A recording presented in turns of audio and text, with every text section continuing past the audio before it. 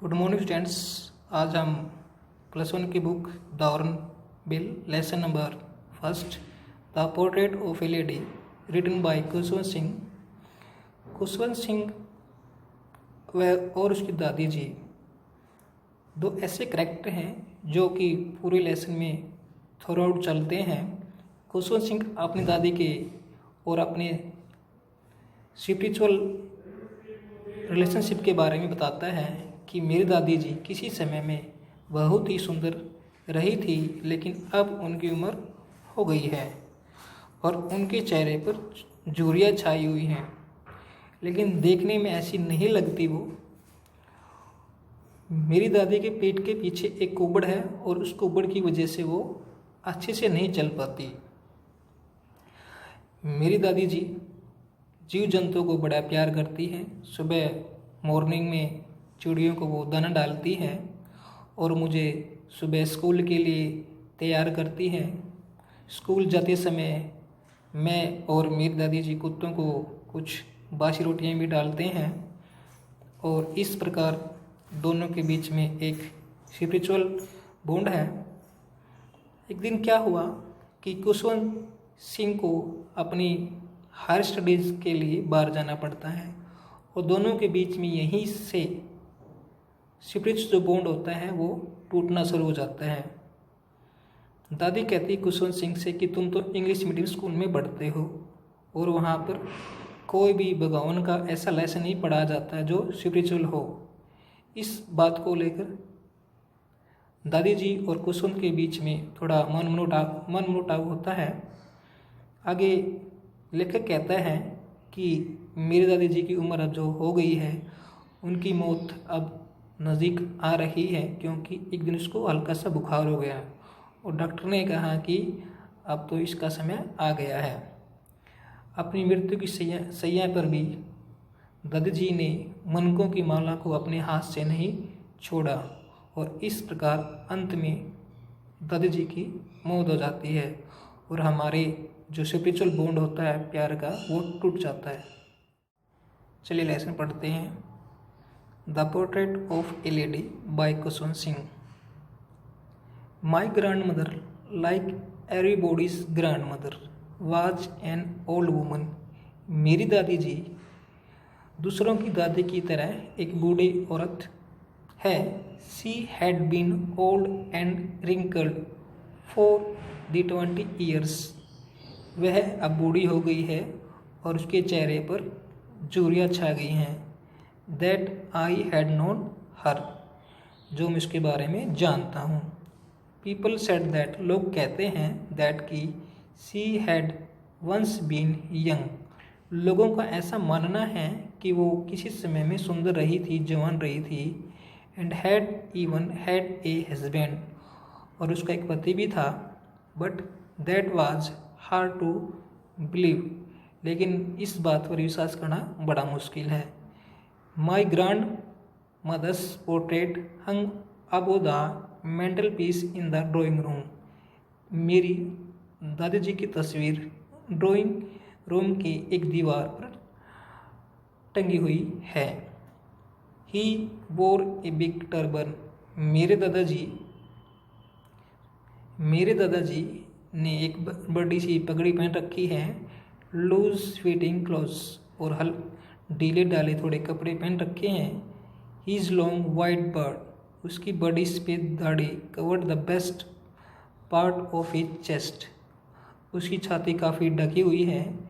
And he looked at least 100 years old, और देखने में कम से कम वह 100 साल के नज़र आ रहे हैं।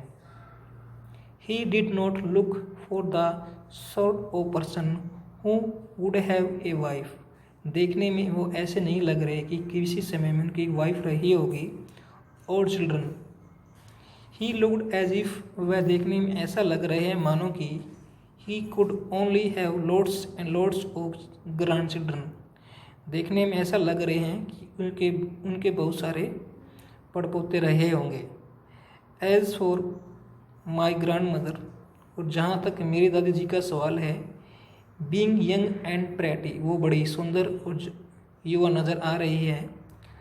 The thought was almost revolting, ये जो विचार है थोड़ा विद्रोह पैदा करने वाला है।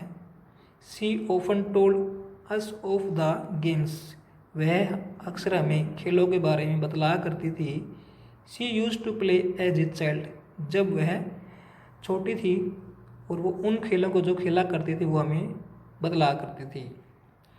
दैट सीम क्वाइट absurd, ये बड़ा सुनने में बड़ा अजीब सा लगता है।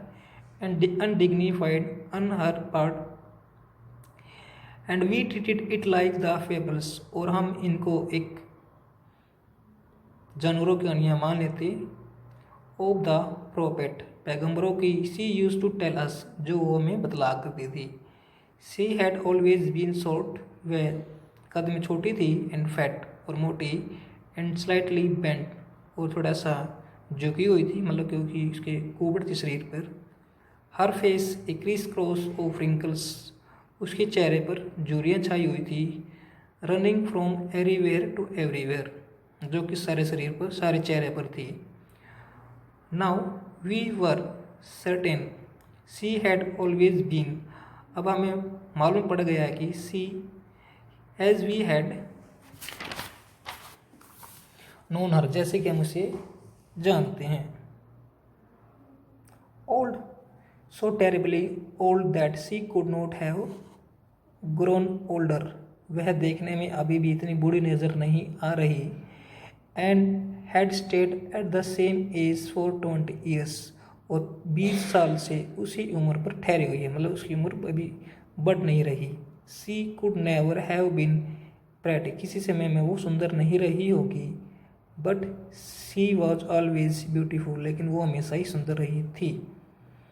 सी hobbled about the house in spotless white with one hand resting on her waist, वह अपनी कमर पर एक हाथ को रखे हुए कमरे में मुश्किल से चल पाती।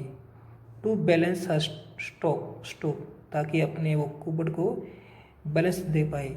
And the other telling the beads of her rosary, और दूसरे हाथ से अपने मनकों की माला को गिन रही होती। हर सिल्वर लॉक्स लटें, उसकी सुनहरे रंग की लटें, वर स्कैटर्ड एंड टेडली, उसके सुनहरे रंग की लटें बेहुदे ढंग से लटकी हुई थी, बिखरी हुई थी। और हर पेल पकड़ फेस, उसके पीले चेहरे के ऊपर।